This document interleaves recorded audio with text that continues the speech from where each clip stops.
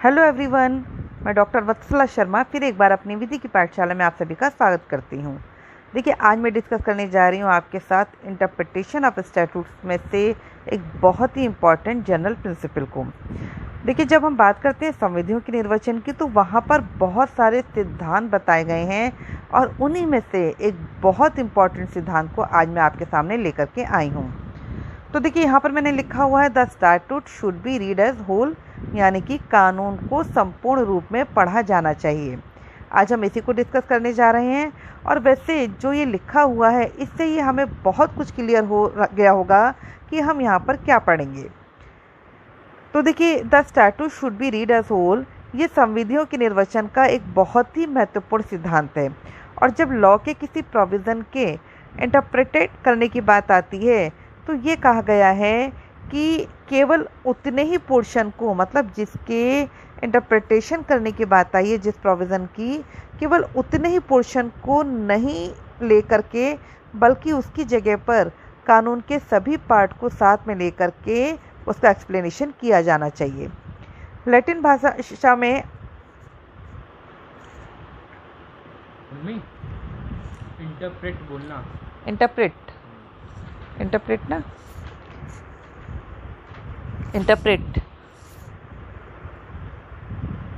Hello everyone, मैं doctor वत्सला शर्मा फिर एक बार अपनी विधि की पाठशाला में आप सभी का स्वागत करती हूँ। देखिए, आज मैं डिस्कस करने जा रही हूँ आपके साथ इंटरप्रिटेशन ऑफ स्टैट्यूट के एक बहुत ही इम्पॉर्टेंट जनरल प्रिंसिपल को। देखिए, जब हम संविधियों के निर्वचन की बात करते हैं तो वहाँ पर बहुत सारे इम्पॉर्टेंट सिद्धांत बताए गए हैं और उन्हीं में से ही एक इम्पॉर्टेंट सिद्धांत है the statute should be read as whole, यानी कि कानून को संपूर्ण रूप में पढ़ा जाना चाहिए। यहाँ पर वैसे तो देखिए, हमें नाम से क्लियर हो रहा है कि कानून को संपूर्ण रूप में पढ़ा जाना चाहिए में किस बारे में बात की गई होगी, पर फिर भी चलिए आइए हम इसको डिटेल में यहाँ पर डिस्कस करते हैं। देखिए, जब लॉ के किसी प्रोविज़न को इंटरप्रेट करने की बात आती है तो ये कहा गया है कि केवल उतने ही पोर्शन का एक्सप्लेनेशन नहीं किया जाना चाहिए, बल्कि जब भी किसी प्रोविज़न को एक्सप्लेन करना हो तो उसको एक्सप्लेन करने का सबसे बेस्ट तरीका यही है कि वो जिस लॉ के अंतर्गत वो प्रोविज़न आ रहा है उस लॉ के सभी पार्ट को साथ में लेकर के उसको एक्सप्लेन उसको करना चाहिए। इससे देखिए क्या होता है कि जैसे कि मैं एक एग्ज़ाम्पल दूँ,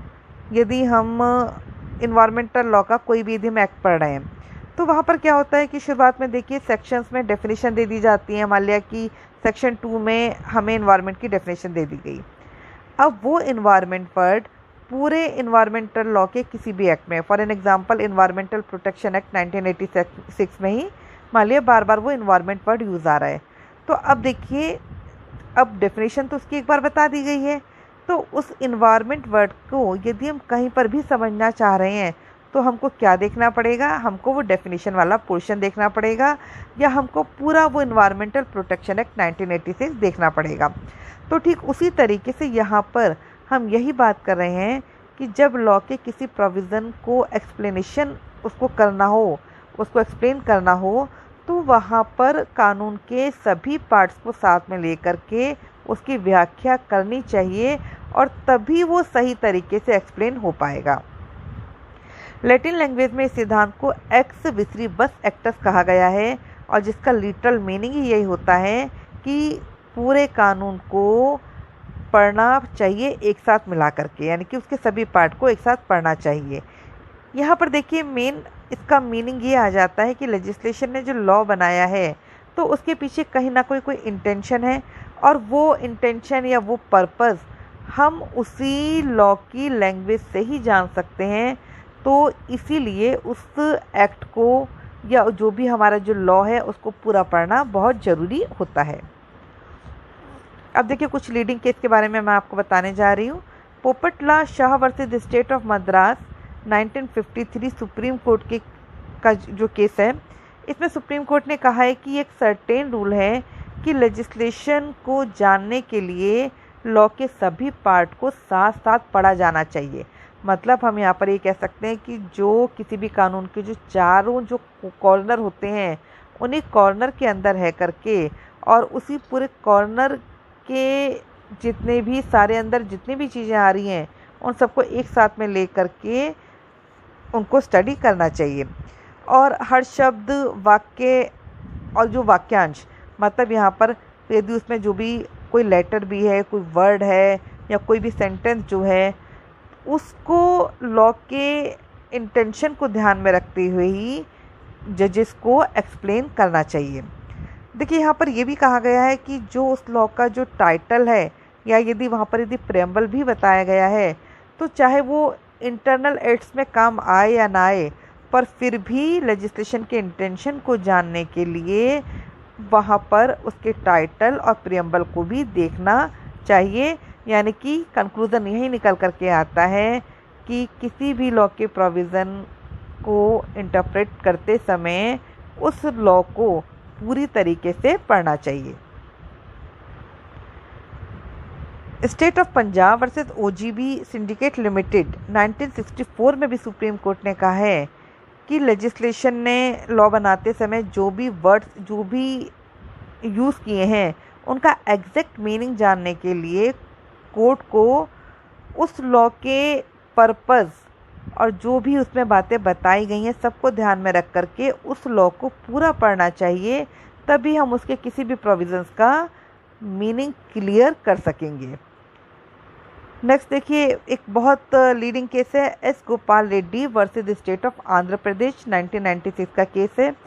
इस केस में सुप्रीम कोर्ट ने कहा है कि यदि हम डॉरी प्रोविशन एक्ट जब 1961 की बात करते हैं तो वहाँ पर केवल डॉरी लेने को ही नहीं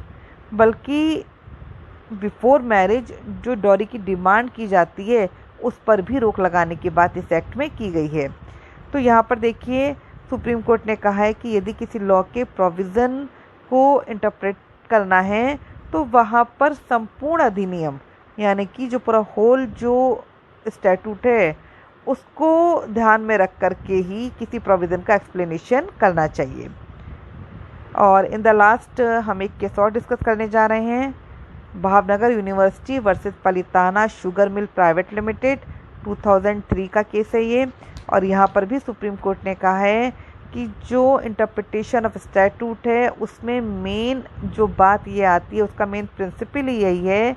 कि कानून को संपूर्ण रूप में पढ़ा जाना चाहिए, यानी कि स्टैट्यूट को पूरा होल कम्प्लीटली स्टडी करना चाहिए। और उन्होंने ये भी कहा है कि जो इंटरप्रिटेशन करने की नीड तभी होती है जब किसी कानून में एम्बिगिटी हो, वहाँ पर अनसर्टेनिटी, मतलब वहाँ पर वो सर्टेन ना हो यानी कि अनसर्टेन हो वो, और इनकन्सिस्टेंसी हो यानी कि जब कानून में संदिग्धता, अस्पष्टता या असंगति हो, अन्यथा नहीं। ये 3 वर्ड बहुत इंपॉर्टेंट है और इन तीनों के ऊपर मैंने अपना पहले एक वीडियो भी अपलोड किया हुआ है।